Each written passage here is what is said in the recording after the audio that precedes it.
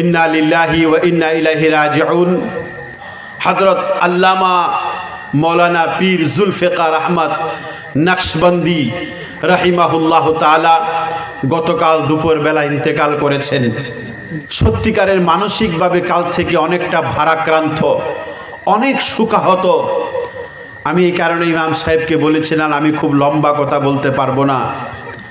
আমার রুহানি জগতের একমাত্র শক্তি, রুহানি জগতের একমাত্র খোরাক মাহবুবুল উলামা, আমার শেখ এবং পীর, সারা বিশ্বের উম্মতে মুসলিমার তাসাউফ জগতের অন্যতম রাহবার হযরত আল্লামা মৌলানা পীর জুলফিকার আহমদ নকশবন্দি রাহিমাহুল্লাহ তাআলা গতকাল দুপুর বেলা ইন্তেকাল করেছেন। ইন্না লিল্লাহি ওয়া ইন্না ইলাইহি রাজিউন।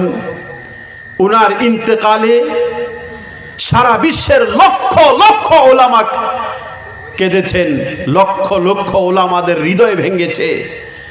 সেই হিসাবে সরাসরি উনি আমার শেখ, আমার পীর, এই হিসাবে বড় শোকাহত, বড় ভারাক্রান্ত।